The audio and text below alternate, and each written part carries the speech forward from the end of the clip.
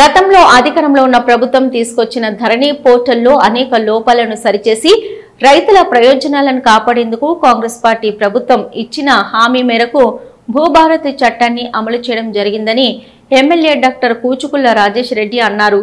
నాగర్ కర్నూల్ మండల పరిధిలోని గగ్గల్లపల్లి గ్రామ సమీపంలో గల తేజ కన్వెన్షన్ హాల్లో ఏర్పాటు చేసిన భూభారతి అవగాహన సదస్సుకు రాష్ట్ర రెవెన్యూ శాఖ మంత్రి పొంగులేటి శ్రీనివాసరెడ్డి, మంత్రి Jupally Krishna Rao, MP doctor Mallu Ravi, MLC Kuchukulla Damodar రెడ్డితో కలిసి ముఖ్య అతిథిగా హాజరైన ఎమ్మెల్యే డాక్టర్ రాజేష్ రెడ్డి మాట్లాడుతూ, గత 10 సంవత్సరాలుగా అధికారంలో ఉన్న బీఆర్ఎస్ ప్రభుత్వం తీసుకొచ్చిన ధరణి పోర్టల్ వల్ల ఎన్నో విధాలుగా నష్టపోయిన లక్షలాది మంది రైతుల విజ్ఞప్తుల మేరకు సీఎం రేవంత్ రెడ్డి నాయకత్వంలో ఎన్నికల ముందు ఇచ్చిన హామీలలో భాగంగా ధరణి పోర్టల్ను తొలగించి భూభారతి చట్టాన్ని రూపొందించడం జరిగిందని, గతంలో ఉన్న ధరణిలో మార్పులు చేర్పులకు అవకాశం లేదని, ప్రస్తుతం భూభారతి చట్టంలో రెవెన్యూ అధికారులకు అన్ని అనుమతులు ఇవ్వడం వల్ల రైతుల సమస్యలకు పరిష్కారం లభిస్తుందని, ఈ భూభారతి మార్పులపై క్షేత్రస్థాయిలో రైతులకు వివరించి రైతులను చైతన్యం చేయాలని ఆయన ఈ సందర్భంగా అధికారులను కోరుతూ, అలాగే అధికారులు తప్పు చేస్తే సహించేది లేదని వివరించారు.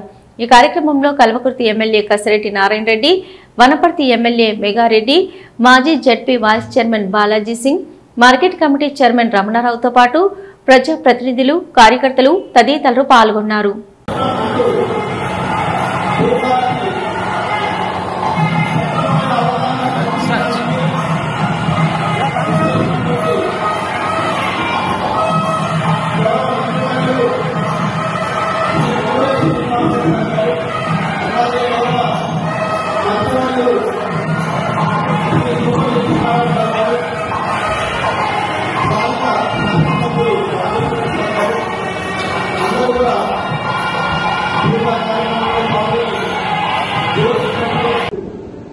మనం మొదలుపెట్టిన భూభారతి మన ఎలక్షన్ కంటే ముందు మన ముఖ్యమంత్రి వారిలో ఈ యొక్క ధరణి పథకాన్ని తీసుకెళ్లి తుంగలో నొక్కుతా అని చెప్పడం జరిగింది. అదేవిధంగా మాట ఇచ్చిన ప్రకారం ఈరోజు పొంగులేటి సీనన్న ద్వారా ఆ ధరణి తుంగలో నొక్కి రైతుకు సంబంధించి రైతు ప్రజాపాలన సందర్భంగా రైతు భూభారతి చట్టం తీసుకురావడం జరిగింది.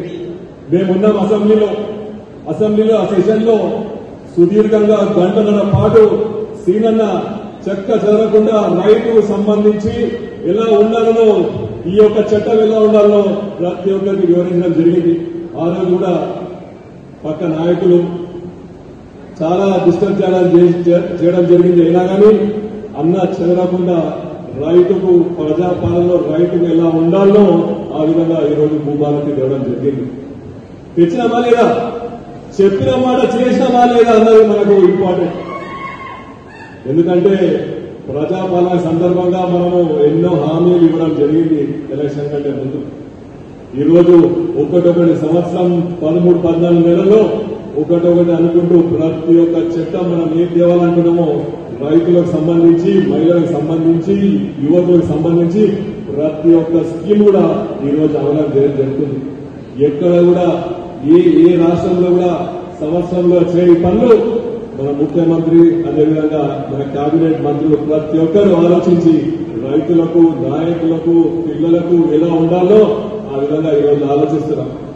మీ అందరికీ తెలుసు, ఈ భూభారతిలో ముఖ్యంగా ఆ రోజు అధికారులు కూడా ఏదైతే అవకతవకలు చేసినో ఈ రోజు అవకతవకలు లేకుండా కూడా ఎవరైనా తప్పులు చేస్తే, అధికారులు కూడా తప్పులు చేస్తే వాళ్ళు శిక్షించబడతారని మీ అందరికీ ఈ సమాధానం తెలుపుకుంటున్నాం.